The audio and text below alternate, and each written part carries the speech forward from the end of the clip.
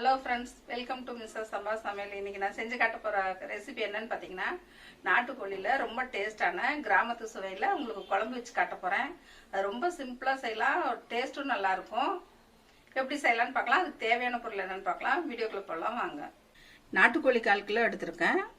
அதுக்கு குழம்புக்கு பார்த்தீங்கன்னா 1/4 கிலோ சின்ன வெங்காயம் எடுத்திருக்கேன். அந்த சின்ன வெங்காயத்துக்கு 4 ஸ்பூன் மல்லித்தூள் போட்டு அதுலேயே வதக்கி வச்சுருக்கேன். கொஞ்சம் கருவேப்பிலை இது கூட சேர்ந்து அரைக்கிறதுக்கு எடுத்து வச்சுருக்கேன். 1 ஸ்பூன் சீரகம் போட்டு வதக்கி வச்சுருக்கேன் வெங்காயத்தோடனா. தாளிக்கிறதுக்கு ஒரு 10 சின்ன வெங்காயம் கட் பண்ணி ஒரு தக்காளி கட் பண்ணி வச்சுருக்கேன். கொஞ்சம் கருவேப்பிலை. இப்போ குழம்பு தாளிச்சிடலாம். குக்கர் சூடாகிடுச்சு. ஒரு 4 ஸ்பூன் ஆயில் ஊற்றிடலாம். சோம்பு தாளிச்சிடலாம். கடுகு போட வேண்டாம். கோழி குழம்புக்கு சோம்பு போட்டால் நல்லாயிருக்கும். இப்போ சின்ன வெங்காயத்தை போட்டலாம்.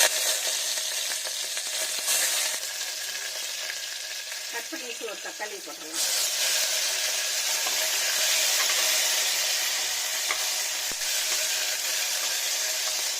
வெங்காயம் தக்காளி வதங்கிடுச்சு. இப்போ 1/2 ஸ்பூன் மஞ்சத்தூள் 1 ஸ்பூன் மிளகாத்தூள் போட்டுடலாம்.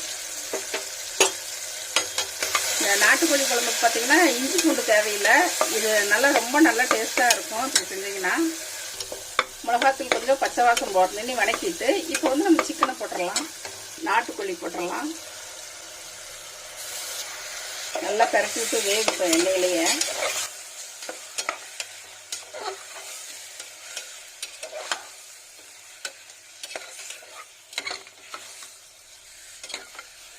நல்லா மிக்ஸ் பண்ணியாச்சு.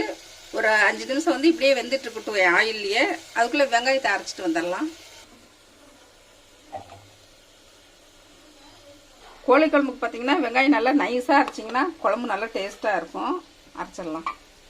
நம்ம வதக்கி வச்ச வெங்காயத்தை நல்லா நைஸாக அரைச்சி எடுத்தாச்சு. இந்த நாட்டுக்கோழி குழம்புக்கு பார்த்தீங்கன்னா நம்ம தேங்காய் ஊற்றலை. தேங்காய் ஊற்றாமல் வச்சா ரொம்ப டேஸ்ட்டாக இருக்கும். குழம்பு அதிகமாக வேணும்னா தேங்காய் பால் கொஞ்சம் ஊற்றிக்கிட்டோம்னா நல்லாயிருக்கும். இப்போ நம்ம கறியில் ஊற்றிடலாம்.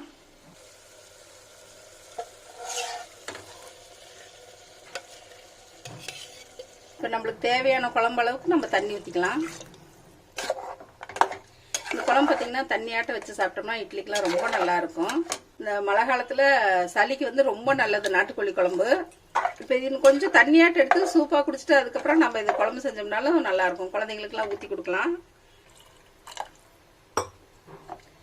இந்த அளவுக்கு தண்ணியாட்ட இருந்தால் குழம்பு டேஸ்ட்டாக இருக்கும் இட்லிக்கெலாம் தொட்டு சாப்பிட. இப்போ உப்பு போட்டுடலாம் தேவையான அளவு.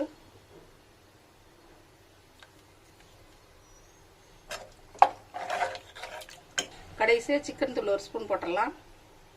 நம்ம இதுக்கு இஞ்சி பூண்டு தேங்காய் எதுவுமே ஊற்றலை. இது மாதிரி குழம்பு வச்சு சாப்பிட்டு பாருங்க, எவ்வளோ நல்லாயிருக்கும். கிராமத்து சைடெலாம் இப்படி தான் வைக்கிறாங்க நாட்டுக்கோழி குழம்பு. மசாலா ஐட்டம் ரொம்ப எதுவுமே சேர்க்காம. இது மண் சட்டியில் வச்சா இன்னும் டேஸ்ட்டாக இருக்கும் குழம்பு. உப்பு சரியாக இருக்கான்னு பார்த்துடலாம். லைட்டாக பத்தில் போட்டுடலாம். இப்போ நாட்டுக்கோழி கொஞ்சம் வேகிறதுக்கு லேட் ஆகும். அதனால் விசில் 1 சேர்த்து 4 விசிலாக விட்டுறலாம். குக்கர் மூடி வச்சிடலாம்.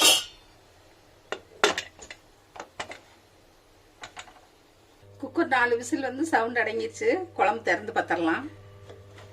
விசில் வரும்போதே வாசம் சூப்பராக இருந்தது. எண்ணெய் பிரிஞ்சு அவ்வளோ தெளிவாக நல்லா இருக்குது. வாசம் சூப்பர். நாட்டுக்கோழி குழம்பு கோழி குழம்பு தான். கறி நல்லா வெந்திருக்குது பஞ்சாட்டம். மனம் பாருங்க. கிராம சைடு வைக்கிற ஸ்டைலில் நம்ம வச்சது எப்படி வாசம் நல்லா இருக்கு. இப்போ கடைசியாக கொத்தமல்லி இலை போட்டுடலாம்.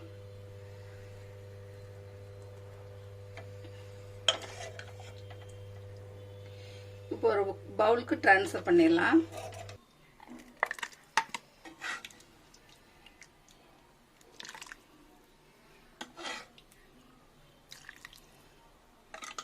அப்படியே தோசையில் மேலே நல்லா ஊற்றி சாப்பிட்டோம்னா சூப்பராக இருக்கும்.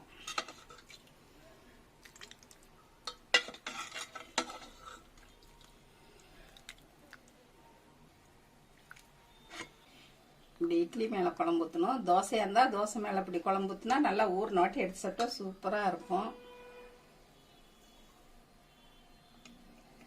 கிராமத்து ஸ்டைலில் நாட்டுக்கோழி குழம்பு வச்சு காமிச்சிருக்கேன். சாப்பிட்டு பார்த்துடலாம்.